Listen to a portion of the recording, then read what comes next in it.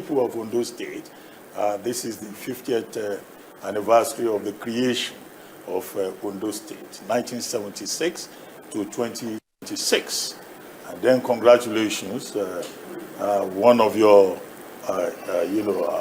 Ondo State indigenes has just been made Minister of State Finance, and that's Minister Taiwo Oyedele. So the people of Ondo State have every reason to celebrate. But let's start with 1 year in office. Now you have this agenda, our ease, the legacy of Aiyedatiwa Odiron. Can you tell us how it has been in terms of the highlights? How has it Diron for the people of Ondo State? What has your experience been like? Thank you, Mr. Ruben Abati of Arise Television, and my brother Cardio Kikiolu from Channels Television.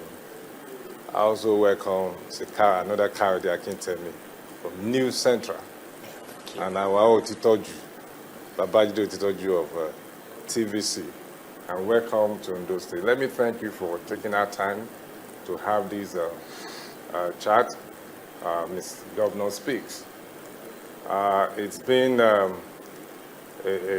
month of celebration for us in Ondo State, the February month, which have just ended. Like you rightly highlighted, this year, February the 3rd, was when Ondo State celebrated 50 years of her creation. And it was a real festival for us. And with so much joy, looking at the journey so far, and then renewing our commitment to the vision of the founders of Ondo State. And that, was made clear to everybody, even in that celebration.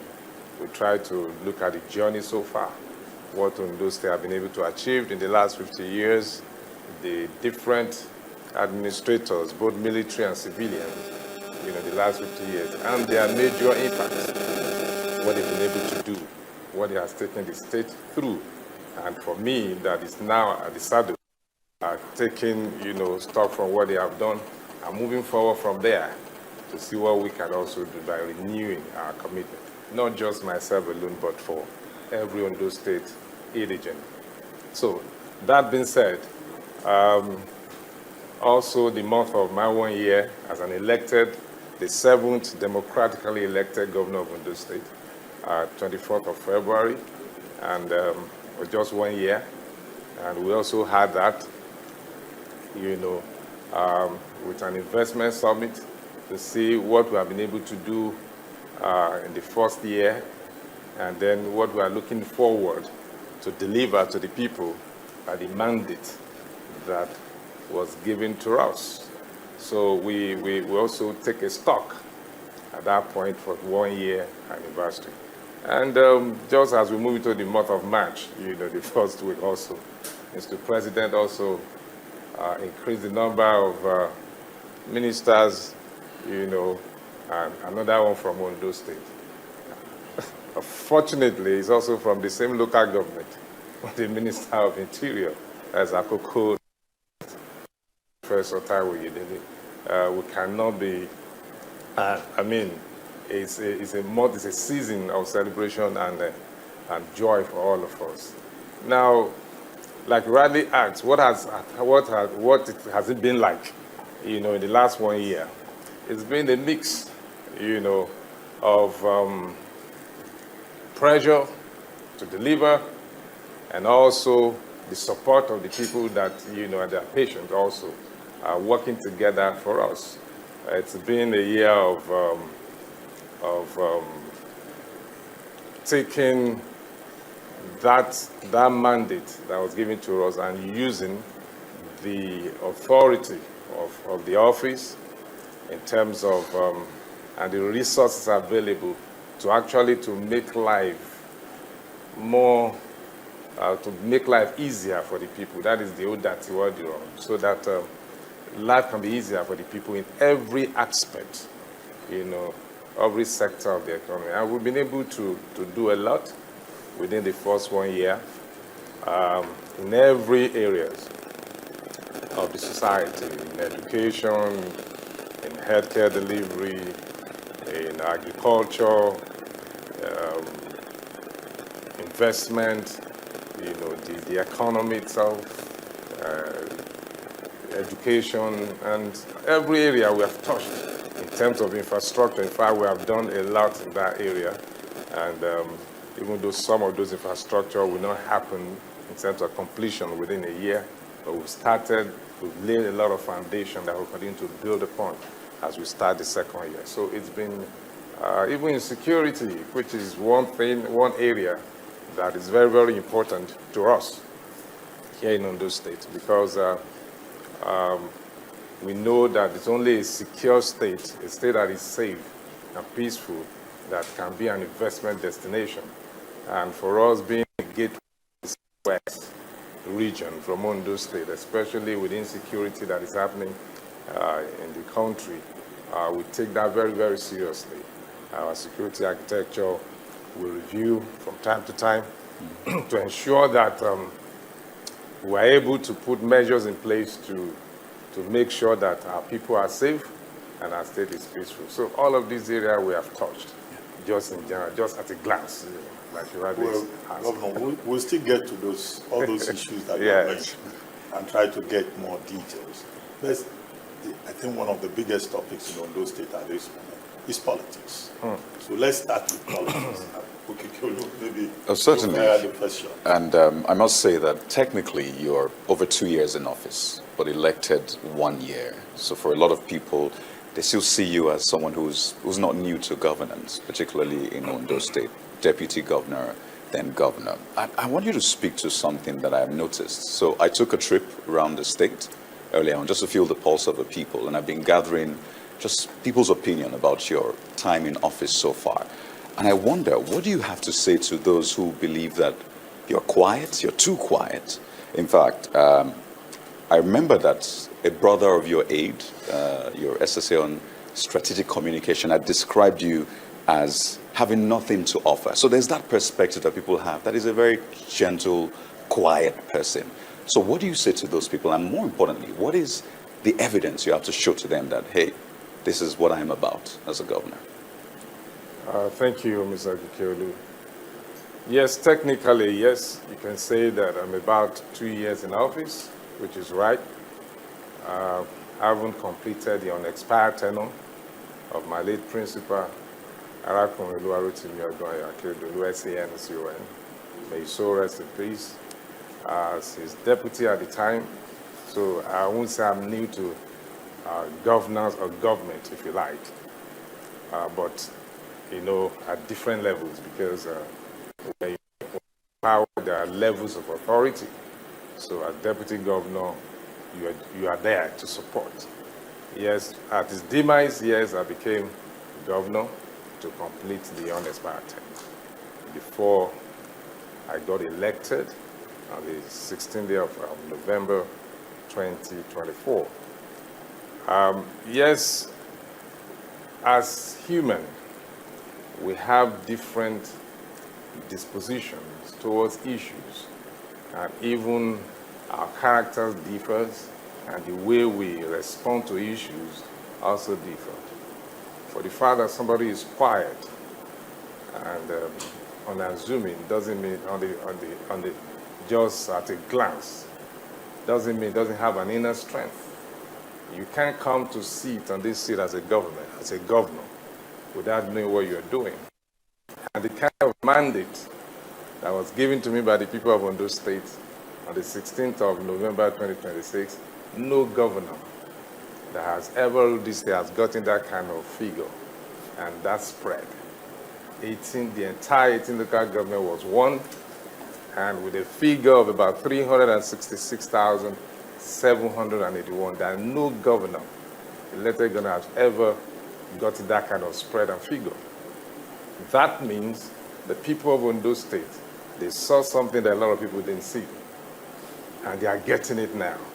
It's not about talking, it's not about making noise, it's about what you can deliver to your people. if you want to run it, Ondo State is one of the most peaceful and safest states in Nigeria because I carry peace. I'm a symbol of peace. I'm not a brawler, I'm not a fighter, but doesn't mean that I don't have enough strength. I action than making a lot of political noise. Yes, politics is about noise making sometimes. The people will make the noise, the followers, the people on the street. By the time they see what you are doing, drive around the street of Akure. The people are talking about it. I don't need to be the one to blow my trumpet sometimes. But the people, whatever they see, they will talk about it. And part of the strategy, really, to know that I'm not that quiet the way you think I'm quiet, is what we're having today. So that the world can see, the state, the nation can see that this is Ondo State governor. At least this is the first media time I'm going to have since I became governor, apart from normal interview. But you have to have something to tell the people before you begin to assemble. Okay. I have something to tell now. I haven't been in the office. Technically, 2 years as elected governor for 1 year. Because if you want to go to market, you have to have substance you want to sell. So I can talk to the people. I haven't prepared myself with a lot of things that we have done, like I said, in the various sectors of the economy. So this is the time to talk. And I'm here to talk. Your Excellency, Mr. Governor, congratulations once again. Thank you. I was right here in Ondo State not too long ago for the investment summit, and I can also congratulate you on that one because I think it was a success by virtue of what I saw, the quality and caliber of people that showed up for that investment summit. So let me ask you then, because 2 years in office, 1 year, like you said, as taking the rest of the tenure of the late Governor Akure, and now your first year in office. The question will be, politically, how do you want to be defined in the next 4 years? What do you want when people become governors? They know what they want to do, and they know what they want to be defined as, and they're intentional about it. What is your intentional substance that you want to be used? Do you want people to define you as?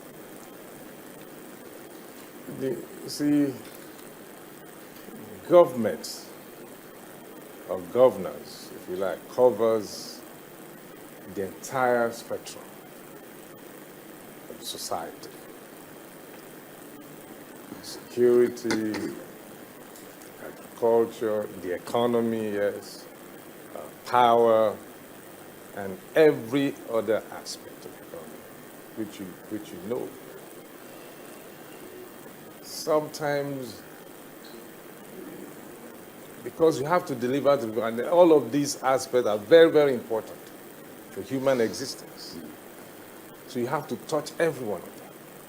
So sometimes I find it difficult to say I am this in terms of what I want to give to the people, because every aspect is very, very important. Having said that, the whole, at the end of the day, the people will be able to judge that when Governor Lucky Aiyedatiwa was here as governor, these are our experiences. Let them, by their experience, let them tell the story. Let them tell the story, because I believe every aspect is in the medical sector. You have to provide good medical service to the people. Security, we are known for that already in Ondo State, and I'm keeping the fire on. I've just recruited 500 additional Amotekun personnel to further strengthen our security architecture. So that is there. But there are some areas that Ondo State have not touched before that I'm touching right now. That is in the area of bitumen exploration. Maybe by the time I will be done, I'll be able to have been able to do a lot in that area. Because Ondo State has the second largest bitumen deposit in the world, next to Canada. We've been talking about it, but we have never done any exploration. Right now, 2 companies are doing exploration at Irele. Those licenses are owned by Ondo State government in partnership with some other partners, companies. The exploration is ongoing, which is the first stage of bitumen mining. That is there. Secondly, the deep sea port that we are pursuing. It has been in the pipeline for many years. Agagu talked about it. Mimiko talked about it. Akeredolu also started something. We got port declaration, even though it was a bit faulty, that I have to now pursue to get it, amended. Now we have signed the MOU with those who are going to build, operate, and transfer to the state. Very soon they will be, at the end of this month, they will be coming to be on ground fully, to break the ground. If I'm able to also build that, at least I will be remembered for that the one who turned the economy of the state around. You know the overall benefit of having a deep sea port in a state. The refinery, if you could recall, the current Dangote refinery was to be built in Ondo State at the local. But for some reasons, the discussions among the leaders at the time and investors, because the local then was a marriage between Ondo State and Ogun State, partnership. And then for some reason, the agreement could not hold, so Dangote have to move to Lagos. And we have Dangote refinery currently running. People have been here in Ondo State. But we have another one coming during my time. We have just signed the MOU as well. 500 barrel per day refinery coming up very soon. And they've actually accessed their fund about $50 billion. Access that, and they are ready to also move to site to start building. Then we have the residence fertilizers Nigeria Limited. They are building a fertilizer and petrochemical plant. We've also signed the MOU. These are three major projects that if I'm able to achieve this during my time, which, we've got into a particular level that they just need to move in and start, working. And I have 3 years left for this very tenure. And I'm sure the work they will start before the 3 years will end, they should have been able to start producing or running the port, as the case may be. So even if they have not been able to finish, but they've gotten to a point where everybody will talk about it, that this was brought by the time they will be talking about it at that time.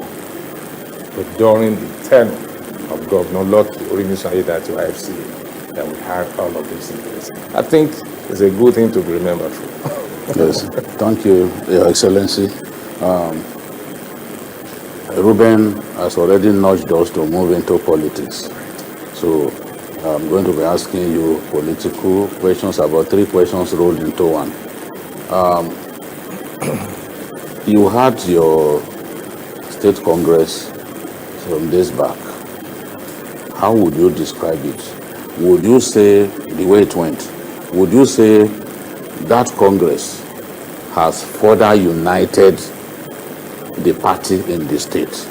Secondly, there are those who accuse you of marginalizing a section of the party in the state. In fact, they say it openly that you are marginalizing the die-hard Aketi supporters, as if you are not an Aketi person yourself. How would you respond to this claim of marginalization? And then the final question is, at the time when you were facing those vicissitudes, 25 members of the House of Assembly signed for you to be impeached. Was there any time during that period that you felt, oh, this may eventually not come to me? Thank you, Bajide Otitoju of TVC News. Politics is all about interest, the way I look at it. And in politics, there are diverse interests that are being pursued by different actors. For us in Ondo State, we are very active politically. That goes to that question again that it seems as a very quiet person. Yes, we're very good at it. But we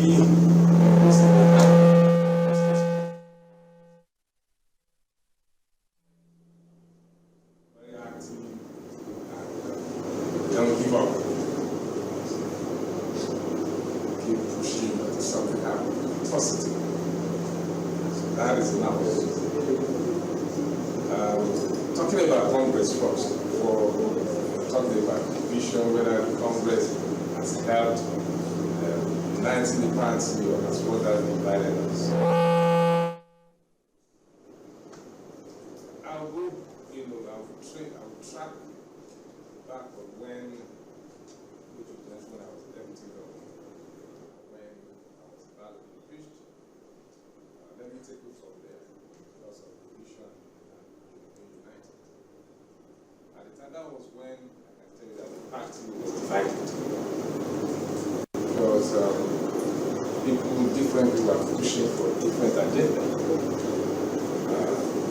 And I can tell you, for those who are members of the cabinet at the time, if the truth should be said, every one of them, it was a known fact or truth that a late principal even endorsed me on the day of my inauguration when I was his deputy, 24th of February 2021, when he made an open declaration, which is still documented today.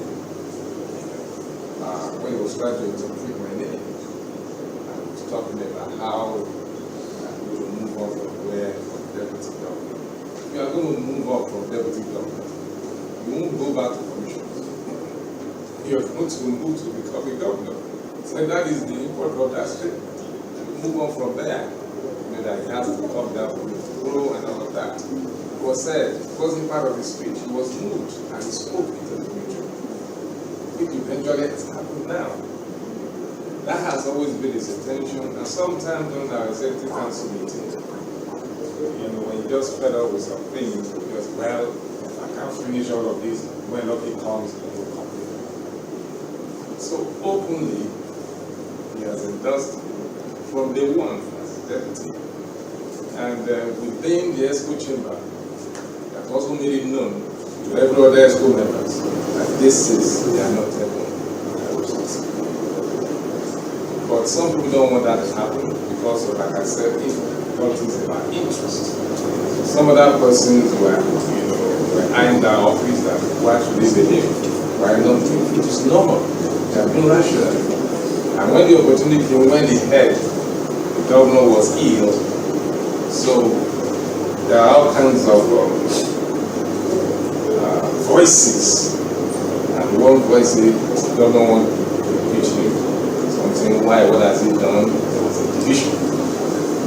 So that was when the party was divided. Not even 25, the entire 26 signed for my impeachment. All of them. And but I survived it. So for the story short, I survived it, and the intervention of Mr. President, current President Alagbaka Akure to receive power. I want to use the opportunity to also thank him for being a true leader to our country, all that he's doing, all that he has done, he will still do. So he intervened at that time, we were able to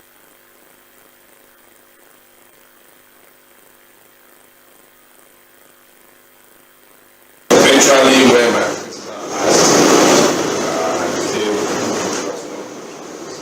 first assignment for me to bring the party together. And that was my focus. Because going to election, 4 months thereafter we had our primary. So I have to engage. And don't forget also as part of the ability, the father, the ability legacy, number one. We want to call it our ability legacy. So the task was to bring to put the party together, which I did. And we're able to come together one way or the other, give the state area and keep engaging with the people, with political stakeholders. Election 2024, 4 months after I came out, April 20th, 15 other aspirants contested against me. For you to know how good desire, that's it, 15 of them. And we all went into primary election. Eventually, I won. Then they asked me to bring everybody together. And then we all came together and went into the election. And we had a record-breaking election of 2 local governments. And so I will say I was able to, I succeeded trying to unite the party. But because interest is always there, even when you compete, the most important thing is that APC must win, irrespective. And we all came together, did the election, I won. In terms of appointments, I ensure that all the leaders, particularly stakeholders, they have stake, inclusivity, in the sense of the. When I was to appoint my aides, I actually asked the leaders to bring names from their previous local government. And I also continue with the tradition of having leaders meeting, but with a new way of doing it. I started quarterly stakeholders meeting to be able to bring everybody together. Every quarter. It was 10 per local government. I increased to 20. 30, currently we are only 60 leaders per local government having quarterly meetings, trying to bring that. So the Congress, just to now zero in the question whether it has divided or united. I think with the parties not divided, APC is one. APC is one, we are not divided, but interest. When it comes to the presidential assignment, that is in terms of election, that is what the entire Ondo State is like, we don't even have a position. Because the last PDP governorship aspirant that contested against has been affected into our party with us. So we don't have any other than APC. So for president, it is one APC. Even for governorship, if the party is divided, we are not. So going to the Congress, different aspirants want to become chairman of the party, secretary, and all of that. So you will see that push and pull happening. And we have gone into the Congress. We had the Congress. So the party will eventually release the result, because that has not been announced, but we had our Congress at the ward level, the local government, and at the state. So all of that has been done, but we are not divided. APC is one in Ondo State. Okay, well, except that many observers, commentators, members of the party do not agree with you. And that's why I said politics is hot in Ondo State at the moment. And there is no better demonstration of that than the last Congress in the party. Now, there are persons who are making 2 allegations. That one, that you are uncomfortable with the growing influence of Minister Olubunmi Tunji Ojo in this state. And they say that the reason that his influence is growing is that because of the people who worked in the pre-election workshop, that when people work in a workshop, they should also chop. But that you are not allowing the chop to go round. So they said you have now created a gap, allowing Minister Ojo to fill the gap.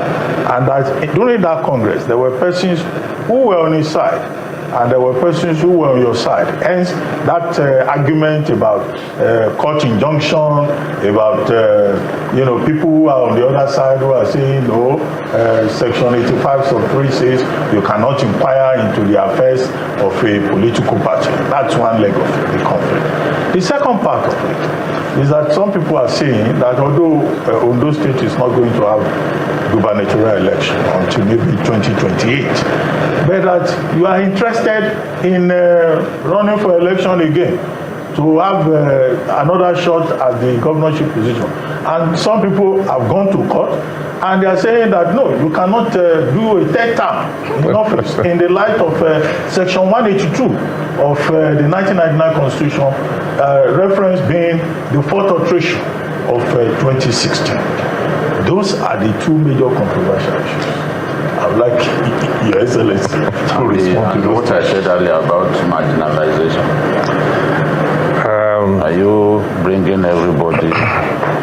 Can people really say that you are marginalizing a section of the party in the state? Somebody even asked me, said, ask him what is his relationship with Aketi's widow. All kinds of questions they were sending to us because they knew we were coming to you today. No, thank you. Let me first of all say, like I said, APC is one in Ondo State. Indivisible APC. Like I said, we have different interests being pursued, and that is politics. And it's not, synonymous with just Ondo State only. Every other state, we have all these, push and pull among leaders. Though everybody in authority at different levels. I'm governor of Ondo State by the grace of God. Bumi Tunji-Ojo is a minister of interior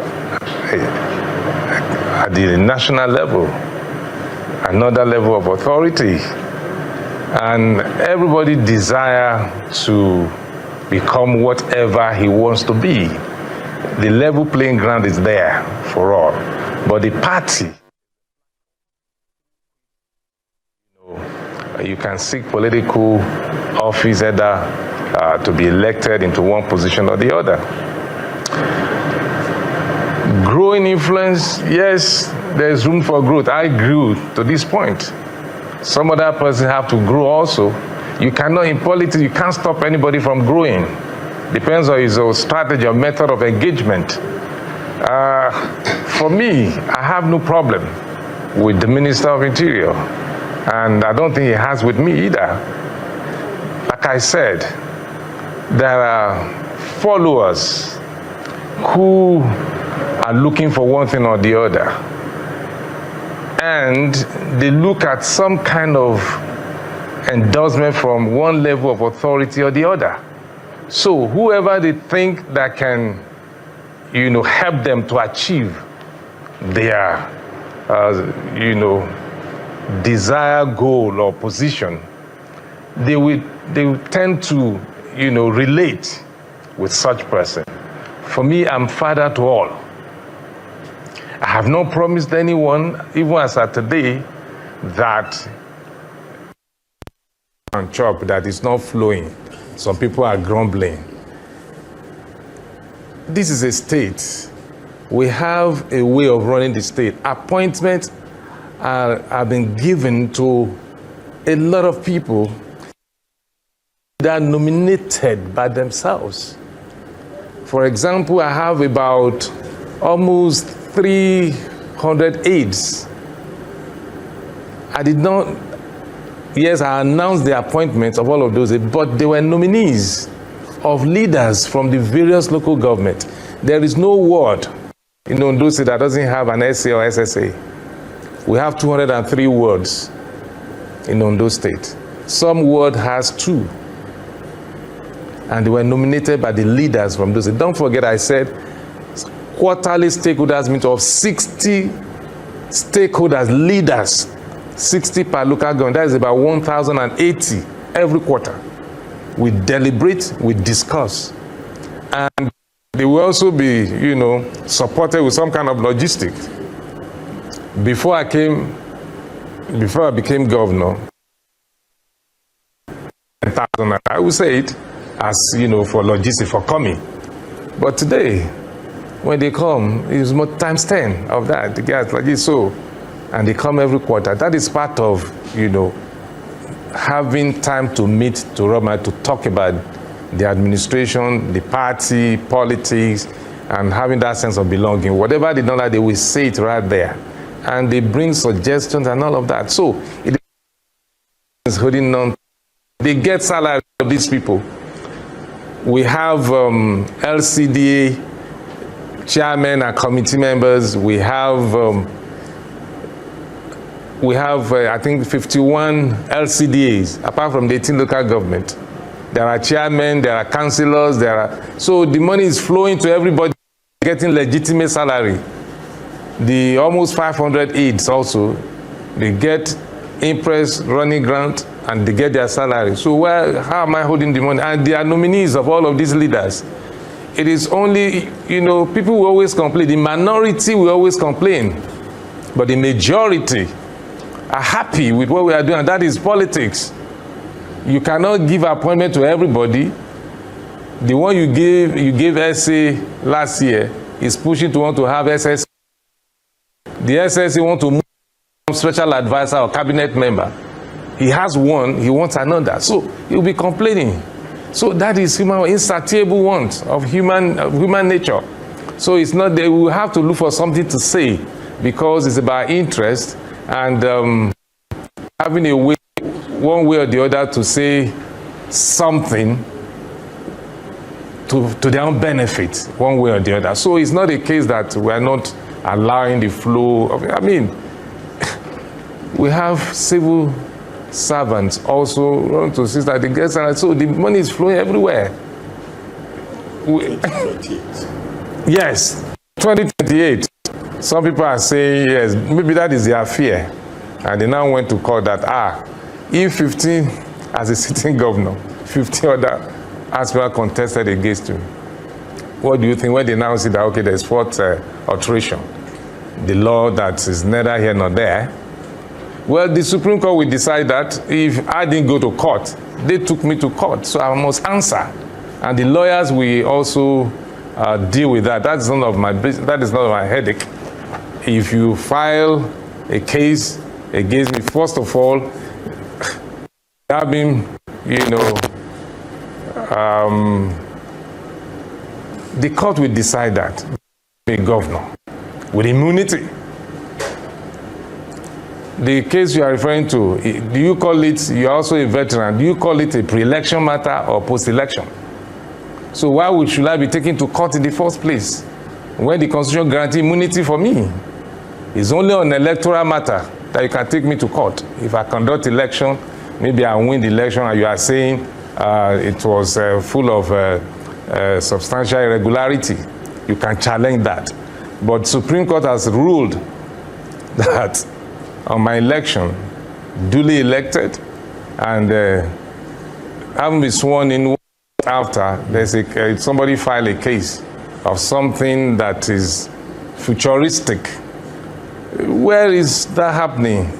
And a sitting governor that has immunity, why do you take me to court? Mm-hmm. So all of that will be decided, because I have not told anybody that I'm running. An election is a process. You first of all show interest, expression of interest.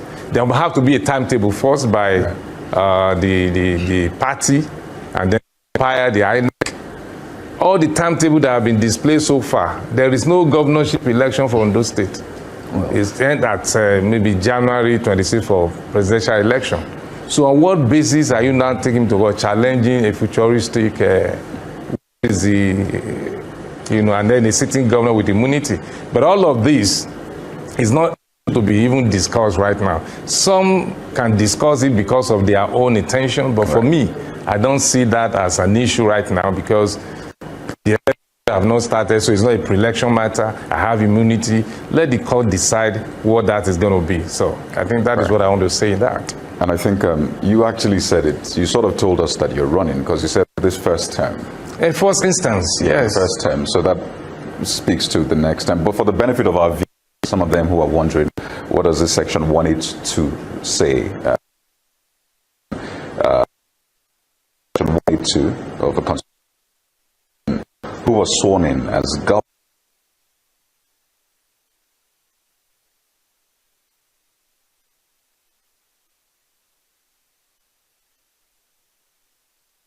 the fourth alteration, sub 3 alteration, section 182 sub 3, there is a Minister of Interior. Naturally, people see him as a performer.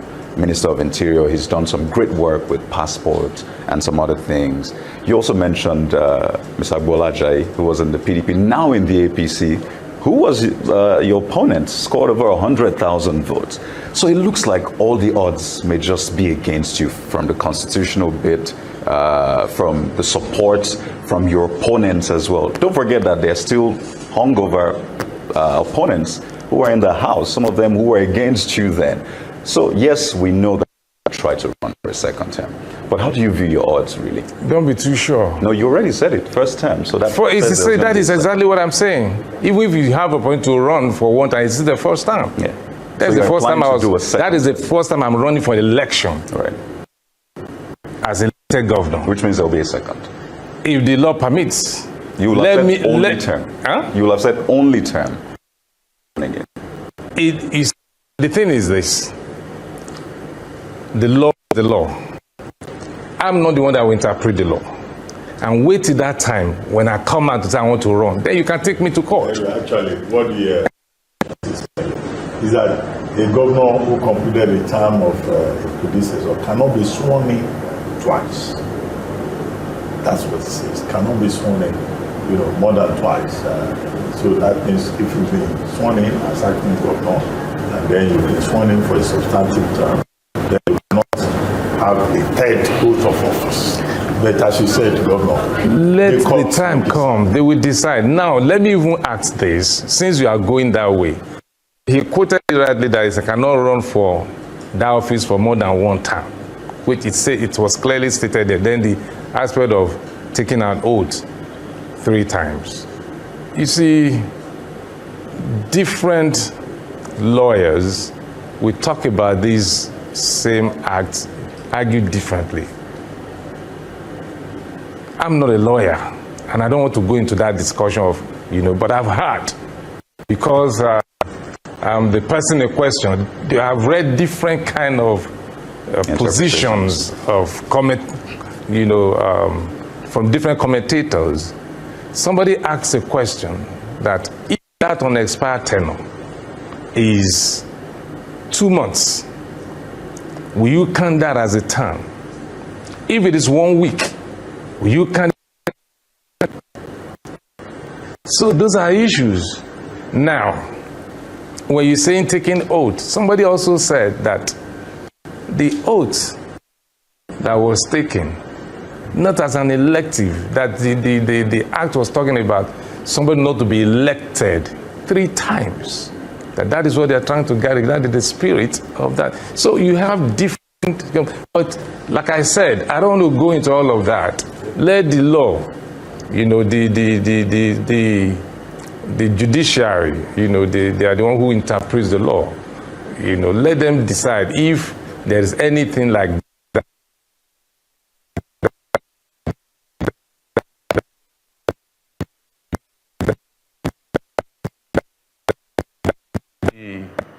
The judiciary, they are the one who interprets the law. Let them decide if there is anything like that at that time. But for now, I have not declared that I'm running an election. There is no timetable. There is no expression of interest. There is no nomination form. That will now make it a pre-election matter. And you are going to court. On what basis? Where is the course of action in this? And also, I have immunity. You can't take me to court except on election matter. And I have not declared for any election. Where is my nomination form? Where is my expression of interest? Why are you taking me to court? That case should be struck out. Seriously. Yeah. You brought it up, so we need to talk about it. And you are a lawyer, so you should be able to know better.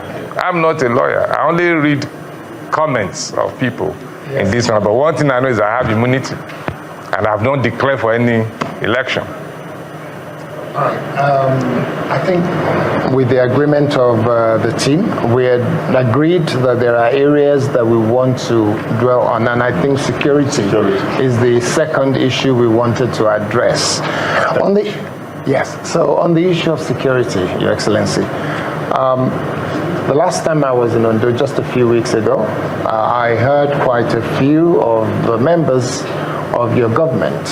They practically were thumping their chests that Ondo State is one of the most secure place to be, because all the people that came to Ondo by air, by road and everything, they didn't need any security for them to be able to drive around the town to secure the state. And while talking about that, a gentleman called the Are Gani Adams, who is the head of OPC, had consistently said that there are challenges in part of the Northwest.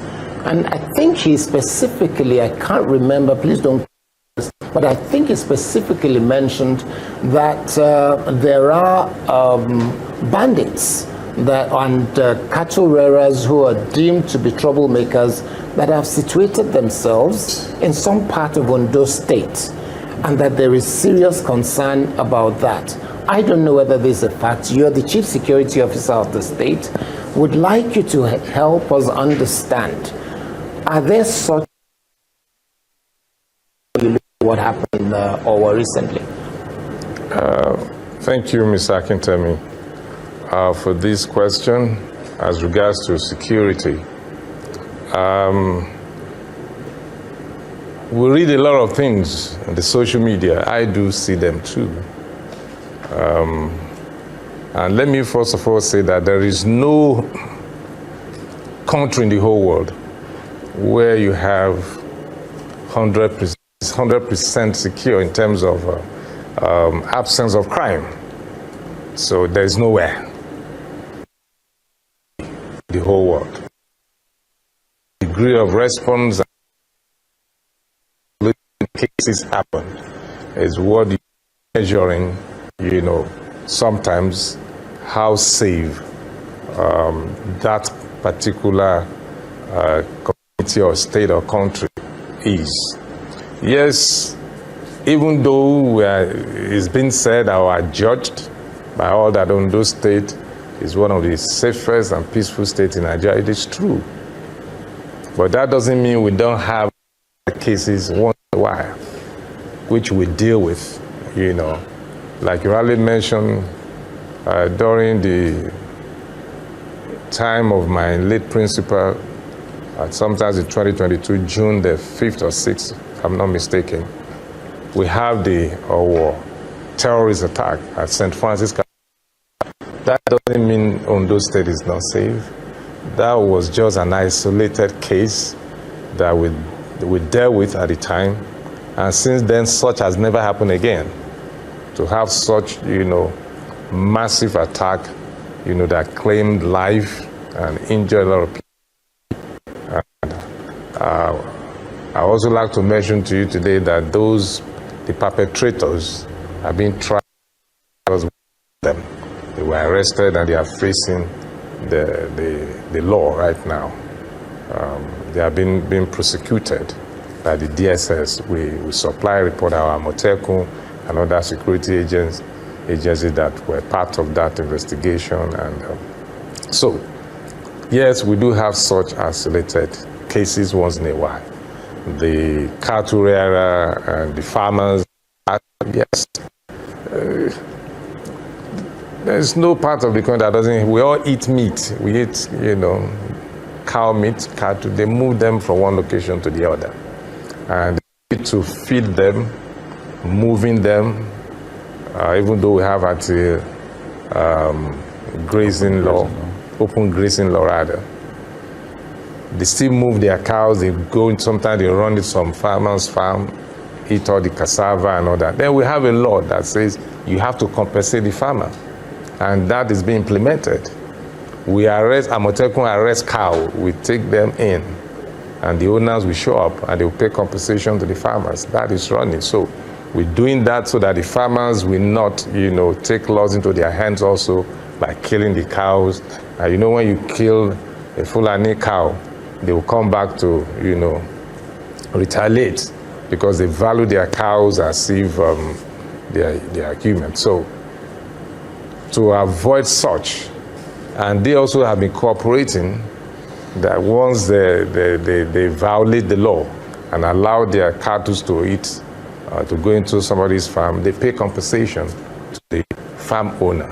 So we are managing all of that. Yes, like I said, there are isolated cases. Just of recent, had to show. Some gun runner went in there, unknown gunmen,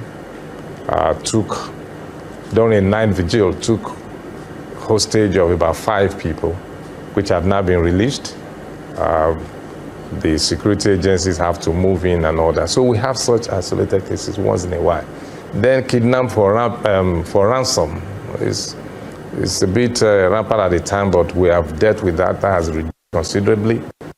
Where some people within inside will just kidnap somebody and they will be calling for ransom.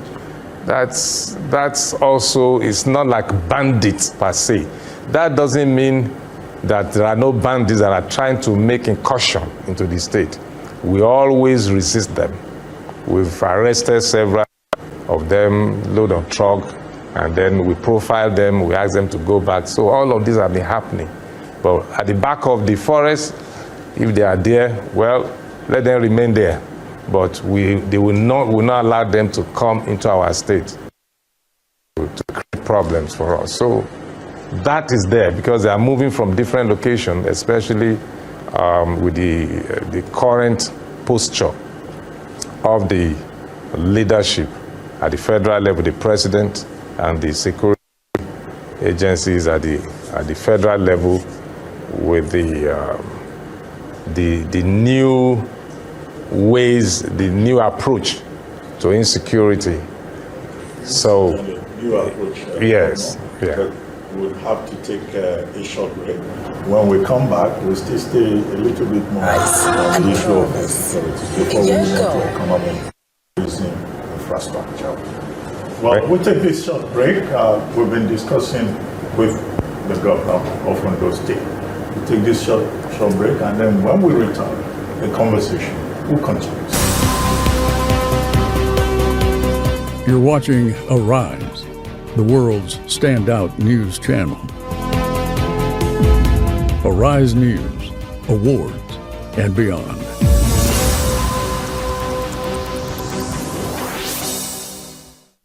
Welcome back to Stewardship. Since you won the election in the state in November 2024, Governor, thank you very much for staying with us. My pleasure. Well, you were talking about security, how safe Ondo State is, and the efforts being made by your administration. If you just continue from where you left off, and then also tell us about state police, which is also a major subject in Nigeria today. So still on security, especially with what Kayode Akintemi mentioned about security votes. Yes, security vote is meant for security. That is just a simple answer. But when you say security, security covers different areas. You talk about logistics for the security personnel. You talk about the intelligence gathering, equipment, and all of that. You know, the welfare also of the security personnel, apart from their normal salaries, because of the kind of work they are doing. And these cover all the security agencies in the state, not just the police, not just the army. All of them are involved. The joint task force, the collaboration among all the security agencies in ensuring that the state is safe. And in this time that we are in, security is very, very key, is major in what we do because of the insecurity in the country. And when you say security in the country, it's not just Abuja, it's the states that make up the country called Nigeria. and Ondo State has its own fair share of this. And so we have to ensure, for us to ensure that the state is safe, it's a whole lot of work. And it's not, there are some of these things we cannot be divulging here in the public, or there are security matters that you know, you don't have to let out of the bag for the public. But the security people, we meet regularly, the Security Council, to discuss issues of security and how to best, you know, address some of this. So, and our own homegrown security body, the Amotekun called Southwest Security Network, has been doing a lot, and which is talking about state police. That is a version, if I can say, of state police, because the work we are doing and the way Amotekun is structured, the recruitment into Amotekun, the personnel are drawn from the various local government, the 18 local government. And when they are trained, they are returned back to the same local government to serve, because they are from there, they are resident of that local government, they know the terrain, everybody seems to know everybody, so to speak. So they know the flashpoint, who and who issues, and all, so they can easily track, you know, incidents that might want to happen in their local government and report to the center. So that has been made Amotekun to be so effective, and that is why the response of Amotekun to any crime, it has always been very wonderful, and they have been being backed up by other security agencies, because Amotekun, the way it is, they have their limitation in terms of the equipment they can carry. The law do not permit them to carry certain kind of weapon that they can use to actually defend themselves.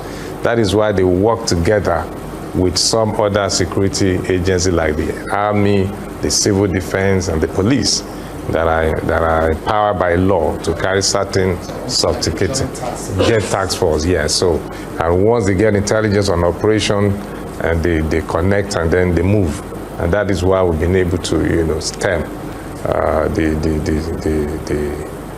issue of insecurity in Ondo State. Synergy between them, the Amotekun, and the security part of OPC, or is just only the OPC is a different body, you know, do our People's Congress, you know, a social, non-political group. They have their own, like every other organization. It's not as if there is an MOU, an agreement, written agreement between Amotekun and OPC, but there's always collaboration. That is the area we don't want to talk in the public, because intelligence gathering, you have your people, informants, they can belong to one organization or the other that get in information about happenings in areas. And then when they want to go on operation, we have the local farmers, local hunters rather, who knows the forest, that are working, you know, with our people. So they can engage anyone in the society that could be of help, you know, in terms of intelligence, in terms of operations. So how they do that is known for the, you know, operation people. But OPC is there. There is a group that has their own strength in whatever they are doing. You know, the engagement, every man on this, ordinary man on the street can be a security threat. It can also be a security support, because he might be the one that saw something that moves around some people, then you just engage the person, and he would have certain information that would be of help. Newspaper vendor can be of help in terms of security. They go around to, so just the woman roasting corn by the roadside can be of a very great importance when it comes to security matters. So security is vast, very, very. So the people in charge, they know where to go to when they need something. They can go to any length to unravel, you know, any kind of security threat or operations they want to get involved in. So, yeah. Let's go to education. also talk a little bit about your big plans for the economy. We want to know in which areas really made impact in education here in Ondo State. And then we also want you to talk about what is happening with Rufus Giwa. You made a promise that you've not honored your word right now. In education, we have done some works within the 1 year or so. We have, for example, we have renovated a lot of our schools and built more classrooms so that out of school children figure can reduce. That at the primary school level, the collaboration between the state government and the federal government, where the state government provide counterpart funding, and the federal government also we access certain fund for primary basic education that is being used to build schools, to renovate schools, and then to support primary school education. We have done that. We are, in fact, Ondo State is one of the best states in that category if you check the data state by state. Not only that, we recruited teachers into our primary and secondary school. Record has it that in the last 15 years before I came on board, the state has not recruited secondary school teachers. And I came on board, I recruited about 2,150 teachers to cover the gaps. About 1,050 for primary school, 1,100 for the secondary school. Aside, we've also, our technical schools have been renovated, and like never before, enrollment has increased in technical education that before now has been very, very poor, because we're trying to emphasize skill development, being trained in the area of skill acquisition. So our technical colleges are having a new leaf right now in terms of renovation, equipment, and teaching styles, and enrollment has increased. Now, going to tertiary institution, we have increased the subvention to our tertiary institutions so that they can pay their salaries and meet other overhead costs. We did where we came on board. Twice now, when I came in before my election, I did. And then when minimum wage... How much was the subvention? The exact figure I don't have offhand, but I know something has been done in that area. And our tertiary institutions, they are managing what they have. And we have gone ahead also to remove all leakages and wastages by doing biometrics, accreditation for staff and all of that, because we need to be prudent in managing our finances. And let me also say that we have been adjudged as the best state in terms of fiscal prudency among all the states in Nigeria, financial discipline, to ensure that processes are put in place for spending, and the resources are limited. We have to make wise use of them to avoid wastages and leakages. So all that has happened to the 4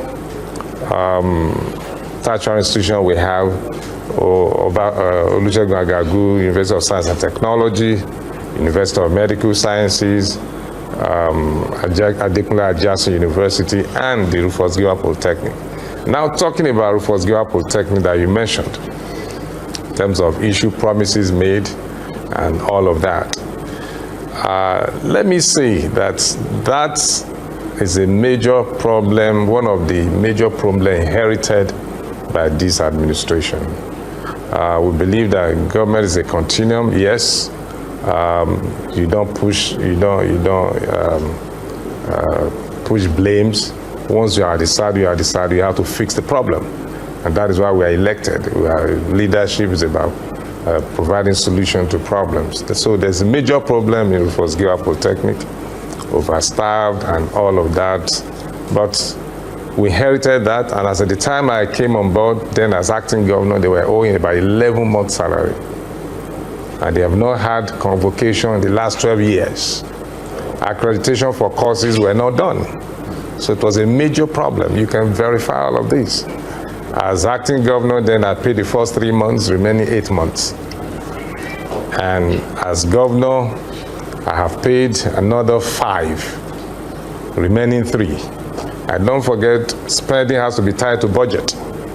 And when I give them money for the convocation so that those who have passed out can also have that feeling that, okay, they did the convocation, accreditation for their courses, were paid for. Then during the convocation, I promised them that the remaining 3 months will be paid. I did make that promise. So if out of 11, I have done 8, I will do the 3. But they are not patient enough. And this is the first quarter. We are running this budget for this year. This is the first quarter. And I told them this will be done within the first quarter. The first quarter has not ended, so we will do it. So it's not a promise that I failed. It's a promise that has to be kept, and we will keep it. So they just need to be patient. That's about Rufus-Giwa Polytechnic. Right. Well, Governor, still on the issue of education, there is a photo book, a coffee table book that I was reading. It's titled Lucky Strikes, and the publication is to mark your 1 year since the last gubernatorial election. And I saw that in the various senatorial districts, such a long list of schools that you had to renovate. Some of them in very poor condition, then transformed. You see the picture before and after. The same thing with hospitals, complexes that we have to renovate. And I asked myself that, okay, in education, from what you have listed, you've done a lot. The one that I particularly even like is one school called Government Technical College, Okitipupa, which just had up to about 500 plus students matriculating, with the emphasis on technical vocational skills, something that we urgently need, not just in Ondo State, but in Nigeria generally. But the question is, okay, all these buildings being renovated, all these structures being rehabilitated. So what happened under the Akure administration? Will you be willing to share part of the blame, for whatever oversight may have occurred under that administration? Because if you are doing so much, renovating so many schools, then it means that the administration before yours, of which you were a part, either did not pay enough attention and you suddenly realized it and you are correcting that oversight. Let me say this. The last administration worked. I can never say they didn't work in terms of renovation of schools. Yes. Resources available is what can be used to actually do some of this work. The resources are limited and they have alternative uses. That's basic economic definition by Adam Smith. Relationship between ends and axioms, which has alternative uses. So the resources available at the time was what was used for all the projects. He constructed roads. He renovated schools as well. The counterpart funding for SUBEB, which is the basic primary education, all that, were done. Unlike now that we're able to access more funds to do more. Yes, I would say that. So Ondo State is benefiting from the removal of subsidy? Definitely. All the states in Nigeria, not only Ondo State, all of us, all the governors get more allocation, even though cost has also gone up in terms of the revalue of money. But that doesn't mean we are not getting more allocation. So it's just like saying there is no government that will come to power that will not construct roads. Every government constructs roads, and it's never enough. Everyone will be building roads. Either you renovate the old, rehabilitate the old one that has gone bad, and you do new ones to add to it. The same thing, facilities over time, wear and tear, if you like, you call it. So that is what is happening. Some during his time were not bad, they were being managed, but now we need to renovate them. It has gone bad as a reason of use. So those are the things that I can say happened. We've done a lot, really. He did some, we are doing a lot because of the resources available to us and the mindset towards some of these things. Every leader comes with his own mindset and what he wants to achieve. So that is basically what has happened. It's not as if it didn't work. I was the deputy governor. We commissioned a lot of renovation of schools. And then the areas, don't forget, we have 18 local governments. 18 local government with a lot of schools. New classroom have to be built and renovate the old one, teachers' classroom. Those are some of the things you see. Apart from, well, let me go into primary health care. It's the same thing. We renovated a lot of our primary health care centers, across the state. So basically, he built some, and I'm building some too. It's natural, because to whom much is given, much more is expected. Ondo State last year was top 10 states in terms of FAC allocation, got almost 200 billion naira. That's what Ondo State got. So out of 36 states in Nigeria, Ondo was top 10, in fact, number 10. And I know you're working on a budget, 524 billion naira budget, which you call budget of economic consolidation. So naturally, expectations are high from the people of Ondo State. But I need us to tie the issue of security well, because there's still a couple of concerns I want you to address. And I want to put a face to these issues. Yes, you mentioned, or I think we referred to the protest by the people of Ishiwakoko and Akoko Southeast, where they blocked the highway on Wednesday. Why? Well, it had been a build-up, but it came to a head when one of the community leaders, Ojogbara, known as Obesere, was kidnapped and killed. A farmer, Ben Daniels, was killed along Agula Farm on Monday in Akure North. Wednesday, a farmer, Adeshida Daniel, was shot, his wife kidnapped in the Alagbaka community, Akure South. I think you made mention of some church members who were kidnapped as well. But what we understand is that ransom was paid before they were rescued. We can also talk about the Alagamo community who was killed last month. And I want you to be very frontal. Right. I want you to be frank with the people of Ondo State, some of them who are a bit concerned. Who is attacking these people? Who is responsible for these things, and why? Do you know why? Thank you. We now, yes, you see, drawing us back to security issues, which is very... Just to tie it. Yes, to tie it, yes. Those cases you mentioned, like I said, that are isolation cases. These are not... a bandit attack, as it were, because when bandit comes in, they destroy, they kill. For no cause, they don't take ransom, they don't do anything. They just, come in and just displace people and, like what happened at St. Francis Catholic Church. They didn't take any, not even handset or phone of anyone. They just came in and just blast the whole place with grenade and all that and left. The cases you mentioned, for example, the traditional that you mentioned far into some remote area in Akure North, don't forget that when you hear Akure, a lot of people think about Akure, the capital city. Akure is big. Akure North, we have farmstead that you have to travel by not by vehicle, not by car or hill-out, by bike for 3 hours to get to somebody farmstead, And some things do happen in such locations once in a while. And our Motekun Rangers, they have base and camp in those forests. I have to say this. These are some things we don't disclose. they operate in those places to ensure that every aspect of the state is covered. But you cannot run away from some isolated case. Some are tied to land issues,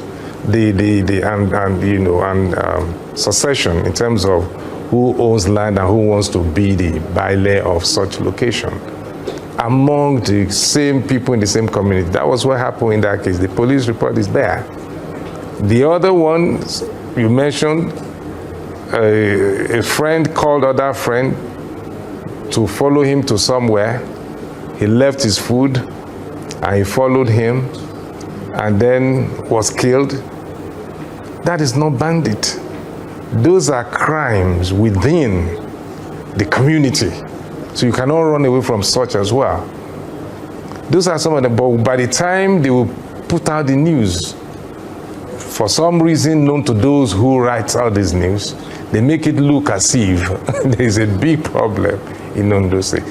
But the security agents have the facts about some of this.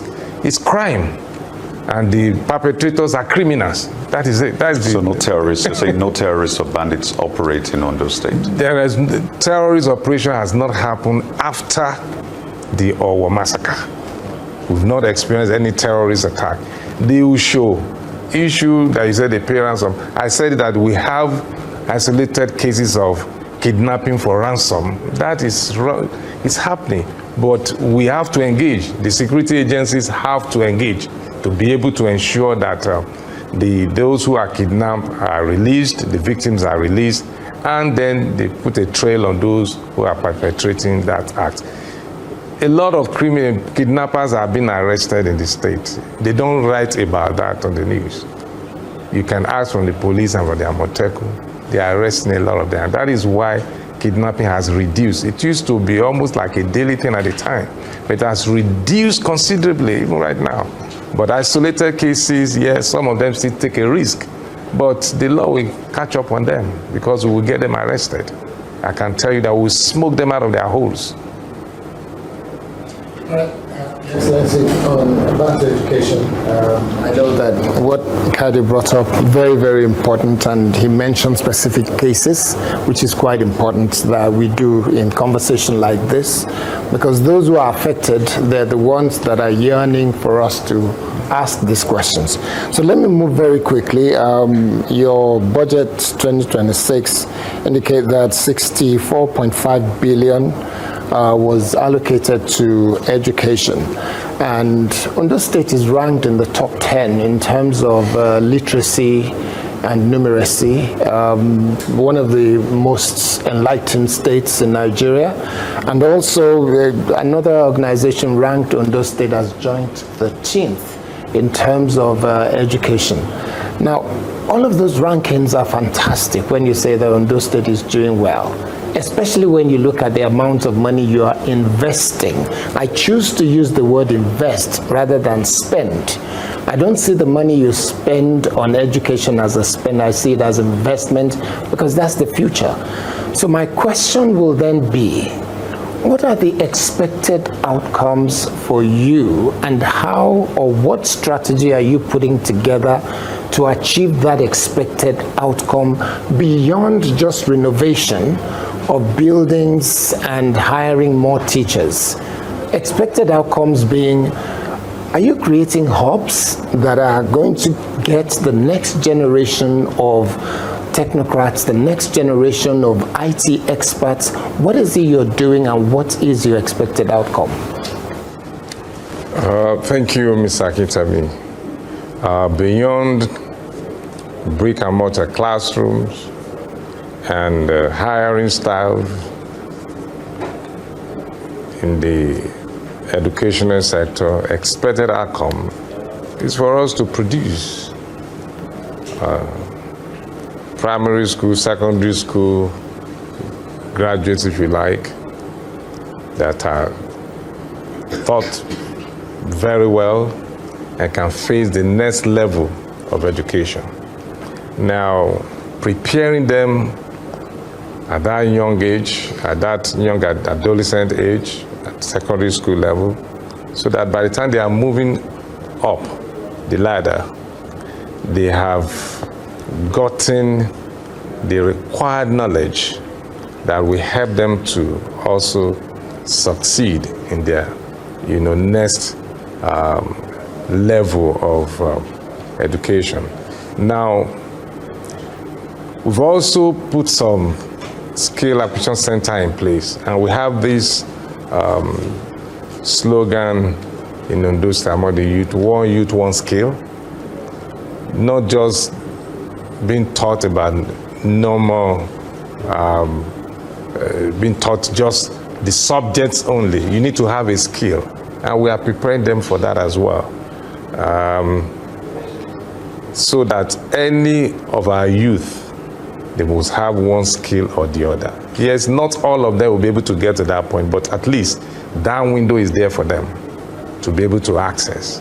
And we're encouraging them also to do that. That is why I have Senior Special Assistant on Youth Empowerment and Job Creation, and a lot of other, the Commissioner for Youth, a very young person also that can relate well with the youth. So the outcome is to produce a vibrant, educated youth. And that is already happening because Ondo State, when they go for any of these competitions among other states, we're doing very well. And we are known as a literacy state, like you rightly mentioned. So the truth is to produce well-informed young people that will be able to face the challenges of life in their next level. So what part of that budget is going to creating artificial intelligence hubs, robotic stations and robotic hubs for young people to learn about robotics? Are these things you're planning for the next 3 years, or they're not in your plan and you're thinking of it as too futuristic? The budget is not encompassing.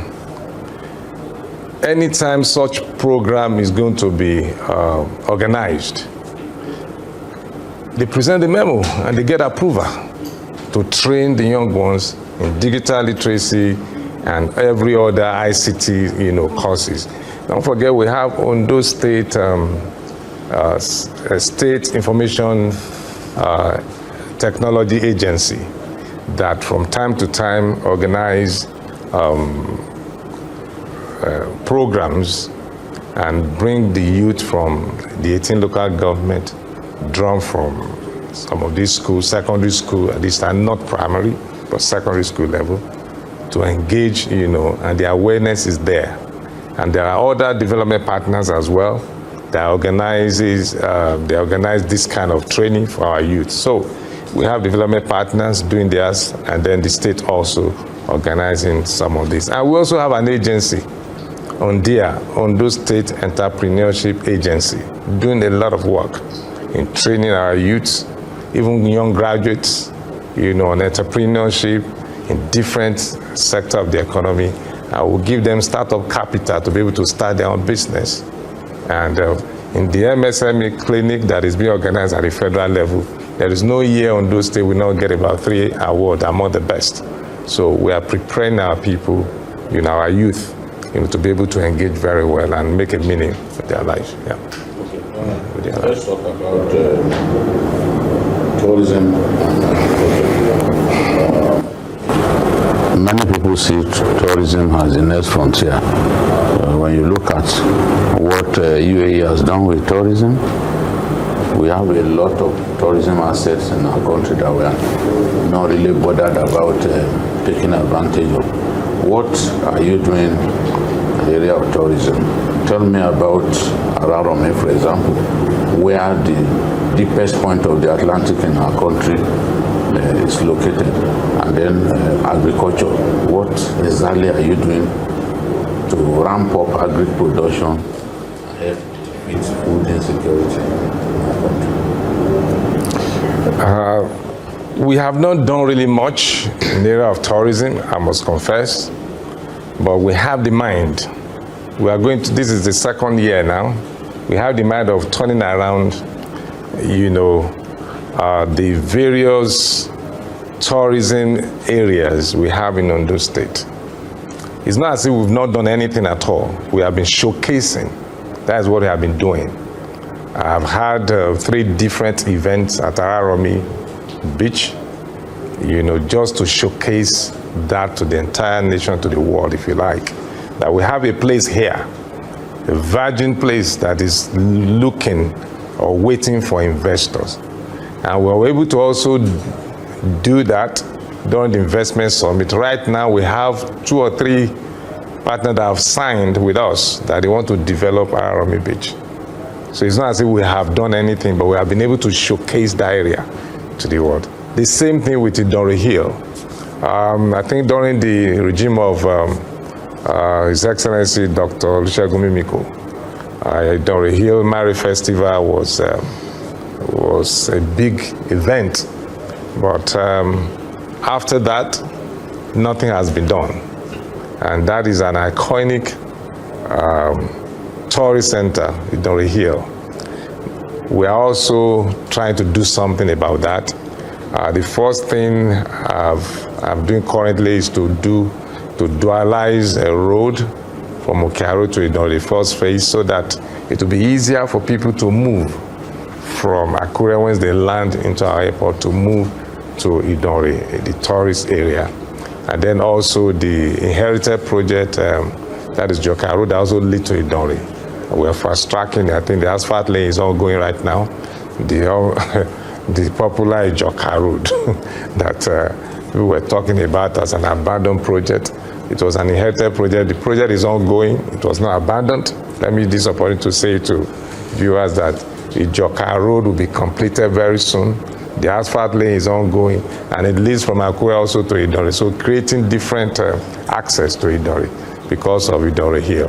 And we also awarded internal road that will lead to that hill, a 5-kilometer, part of the 5-kilometer per local government that we have awarded, so that the road to Idori from Akure will be smooth and will be easier for people to move in the area. All of that we have been put in place so that people can access the place with ease and have fun, Even as it is right now, record from the Commissioner for Culture and Tourism was saying that the number of people visiting Idori Hill in a day is over 1,000, even as it is right now. For you to know that by the time the place is put in the kind of the way I want to put it, to be more attractive and more convenient for people to have fun, the traffic will be huge. People will come from different locations to want to visit Idori Hill. So that is what we are doing right now. But in terms of major projects in that place, nothing much apart from showcasing and building infrastructure that will help, so that by the time we'll be having this kind of child, maybe, I don't know, let me say by the time I'll be doing my second year, concluding the second year in office, to tell also the world what we have been able to do.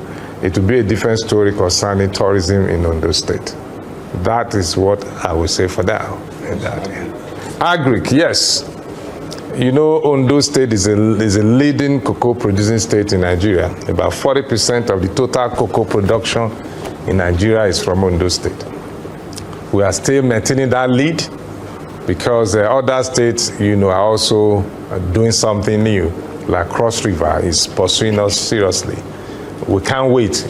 We are supporting our farmers in that area so that we can continue to maintain the lead.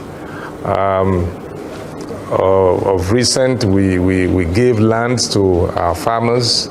Even though the land belonged to government, they encroached into it, and we went to court. We wanted to get the land, but have to leave it for them. But for them to know that the land belongs to the state government, but you can have it as your cocoa farm. So we are supporting our cocoa farmers. Apart from cocoa,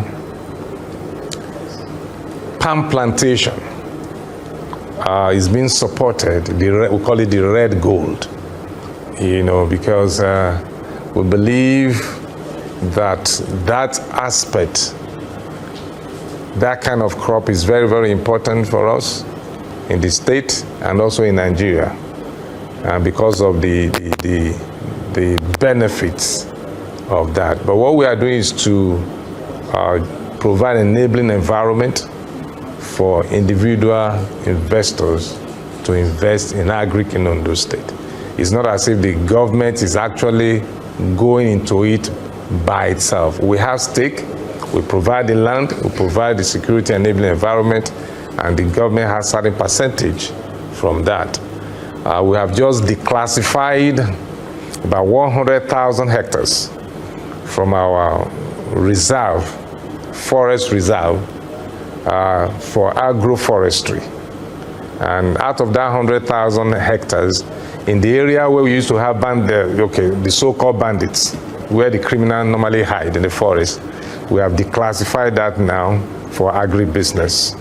And 30,000 of that 100,000 hectares have been allocated to Okitupa oil palm for their expansion to plant more trees for their palm production. And that place has been cleared. And if there were bandits there before, they have run away. So that is turning the forest into a business area. But agroforestry, because of climate change, where you just have to keep green and all of that, but it's agroforestry because they are planting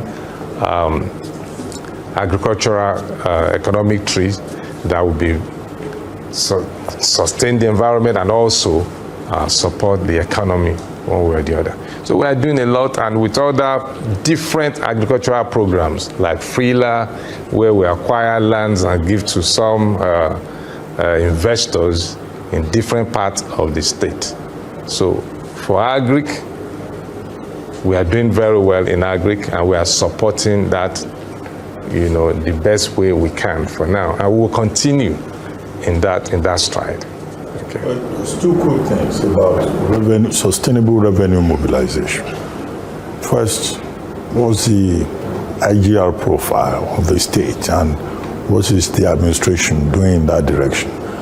Second part of it has to do with oil revenue. The Ondo State Attorney General has been very active writing opinion pieces in the last 1 week or so about a place called Eba Island. He's been quoting maps, quoting colonial records, archives, and all of that, all with an intent to say that that Eba Island belongs to Ondo State, and not Ogun State. Not Ogun State. He's saying it's not Ogun State, but in the spirit of brotherhood and friendship, two can share. I mean, what efforts, is the administration making to sit down at the table with Ogun State and resolve this matter amicably? And beyond that, the federal government also has an interest in it, being an island and all of that, and mineral resources. As the state reached out to the Boundary Commission and the federal government to see how this matter can be amicably resolved, because those of us from Ogun State, whichever way it is resolved, the two can share. Instead of Ondo State taking everything away, it can be amicably resolved. Even Delta, I think, also dragging let me thank you so much, Ben Abati. In terms of IGR, let me talk about that before I go into oil politics. In terms of IGR, we are improving, is growing steadily and gradually, but it's only when you create more businesses or when more businesses are operating in your domain, that is when you can also have an increase in IGR. And that is what we are doing to make Ondo State very, very convenient and safe for business people to come investors, so that we'll be able to get more money in terms of tax, the area of taxes that will be generated. In terms of figures, before now, I think it's about 3 billion a month, but now we're moving to about 5, thereabout, an upward movement since I came on board. So that is happening. Now, coming to the oil, but the most important thing is that the IGR is growing, and we are trying to ensure that businesses are created, providing that enabling environment. by the time we have deep sea port groundbreaking, people will be positioning themselves into Ondo State. And also the coastal highway from Lagos to Calabar is passing through Ondo State and is joining Ondo State at that corridor, the coastal, where we have the longest coastline. That is where it's joining, and at that time, by the time that road is completed, from Ondo State, that is the Ilaje local government, which is my local government, to Ondo State will just be about 35, to Lagos will be 35 minutes drive. It's so close. So, and you can see people moving down this way, be working in Lagos, or whichever way. And more business will be coming to this area because Lagos is already, fully occupied in terms of landed area. So people are looking for other places. And since you can drive on 4 lanes on each side of the express road, come on, and 35 minutes, you live in some part of Lagos, you won't get to your place of work for 2 hours. So people can decide to move this area. So, and when that's happened, landed property, the price will increase, and housing and all that. So it has, a lot of benefits we accrue to Ondo State through that project. Now, talking about oil well, EBA, and all of that, the first thing we need to know is that every oil asset, well, and all that belongs to the federal government, exclusive list. But it must be defined that it's located in a particular state and a particular community. Host community, and then oil producing state, where we get derivation, and the host community get their own share as a host community. Now, the whole write-up and speakings and discussions is to be able to establish location, not who owns the asset. It's clear the asset is owned by the federal government, but the location must be defined. And we need to provide information to the public and to also the Boundary Commission so that they can verify some of these documents and statements before they take certain decision of location. So that is the whole essence. It's not a roundtable discussion between myself and Prince Dapo Abiodun. We have talked about it. Sometimes he will say jokingly the way you are saying it now, that Aiyedatiwa, now, let us also have to become he is longing to want to be part of oil producing states. But unfortunately, it's God's deposit. We are not the one that put the mineral resources there. It's nature from God, and it's located in a place. And from all you have read, you will find out that that place belongs to Ondo State. There's no two ways about it. So if Ogun has oil exploration company, they can drill in any part of the country. So if they are drilling in Ondo State, let them be drilling, but we know that it's on Ondo State and it will be, recorded for us at Ramfak that it's Ondo State. We are not saying they should not drill. What is my only drilling? Government give license to oil company to drill. We have Sahara Energy drilling in Omuru and Ojumole well in Ondo State. We have Chevron having some platform in Ondo State. Opakaba is in Ondo State. Sahara Energy is there. Bitter oil is an arm of Odua Investment is drilling. Corn oil is drilling at Bella well in Ondo State. It doesn't matter where you are drilling from, but let us know the location, the state, and the host community. And that's what we're trying to tell the whole world, that this place belongs to Ondo State, not Ogun State. Ogun State has oil company, oil license, drilling license, one of their company. It doesn't matter. Right. They can drill from EBA. It doesn't matter. We won't chase them away, because if government give them that location, that the well we are giving to you is in EBA Island, that is where you should drill, they should go there to drill. Right. The security agencies, the Navy, they will protect the oil assets. So if they drive Navy to that place, we are not at war, we are not in conflict. All we are saying is this place belongs to Ondo State. Simple, nothing more. Well, I know that the last has not been heard of this, but there's something they call, and I want to switch gears a bit, Mr. Governor. There's something they call political familiar spirits in Nigeria. So you have governors, for example, fighting their predecessors. It's a consistent thing we see. Or sitting governors fighting their deputies, or governors choosing to abandon projects of their predecessors. So I want this to link me to the legacy of late Akete.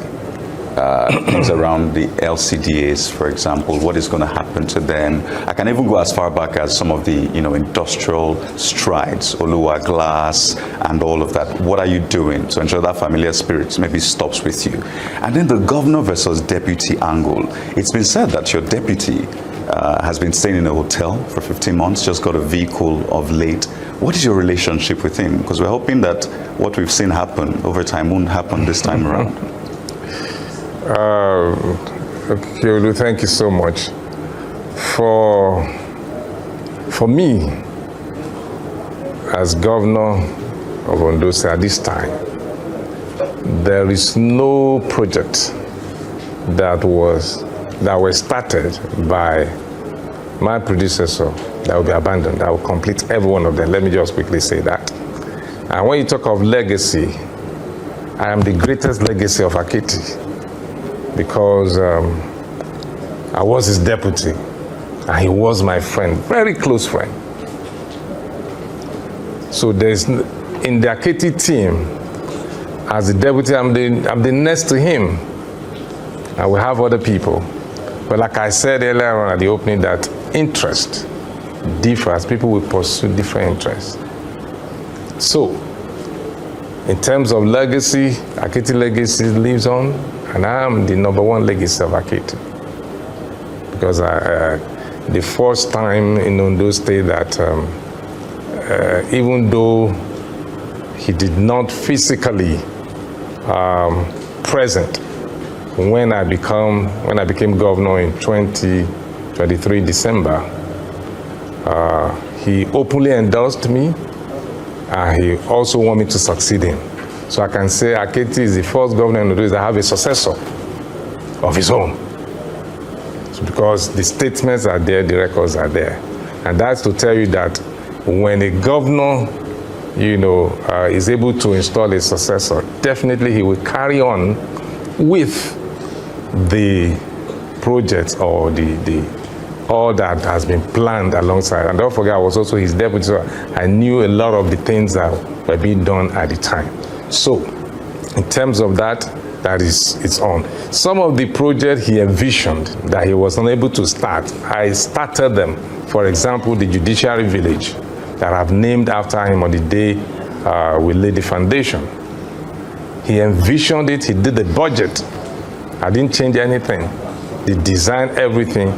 He could not start, he could not lay the foundation.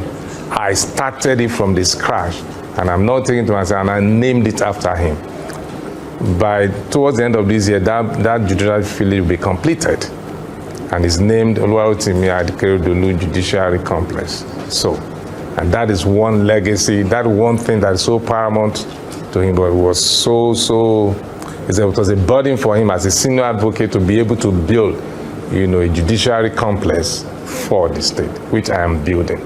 Now, issue of the rivalry or quarrel between deputy and the principal, the governor and deputy, I don't have such. I and Akete also, we didn't have that kind of case at all until when he was ill, and all the things that happened, he wasn't aware. He was not aware of all of those things. Just some things cannot be said here. That statements he made and all that.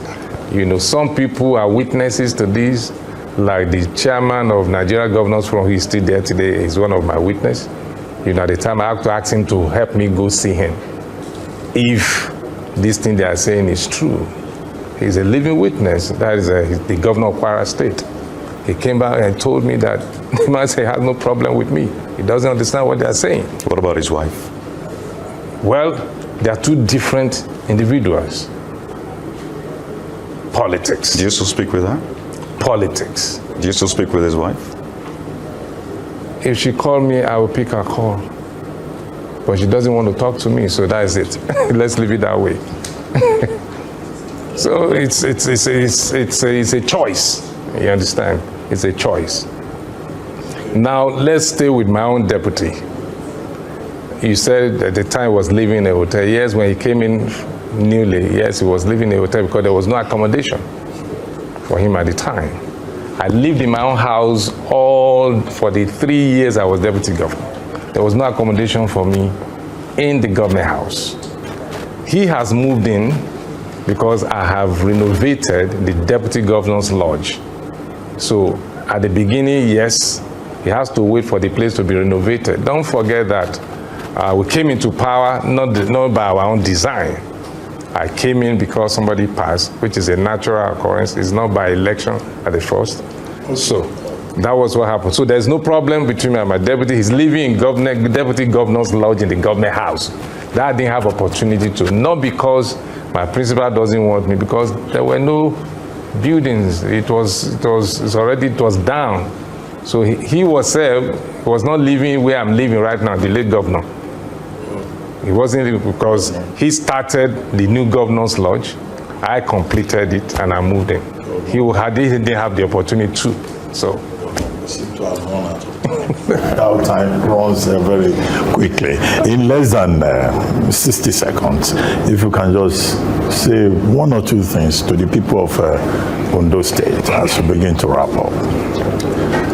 Thank you very much. Let me quickly say this to my people in Ondo State. Let me first of all thank you for your support, for the mandate you gave to us by that election on the 16th of November 2024 that produced I, my deputy governor, as your governor. And all our promises, we are beginning to deliver them.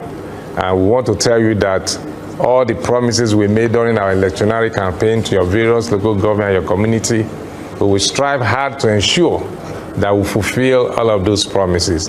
I will just plead that you should be patient. We are working. We cannot do everything at the same time. If it has not got into your area, it doesn't mean it's not coming. We will be there. And also for the 18 local government roads, 5 kilometers per local government, the design is ready. They will move in before the rain starts to ensure that we give you those roads that you so desire in your various local government. Safety is very important. We want to assure you that this government will not leave any stone unturned to ensure your safety is guaranteed. The security of lives and property, which is our primary mandate, we are focused on that, and it's a burden on us. So we want to assure you that we'll protect you and your property as government. So thank you for your support and thank you for your patience. Thank you very much for hosting us in Ondo State and for participating in this program, Mr. Governor Speaks. My name is Ruben Abati, Arise News. Here, Kayode Okikiolu Channels Television, Mr. Kayode Akintemi, Managing Director, News Central, and of course, Babajide Kolade Otitoju, Director of News, TVC Continental. And with that, we've come to the end of this edition of Mr. Governor Speaks. Thank you all for watching. Bye for now.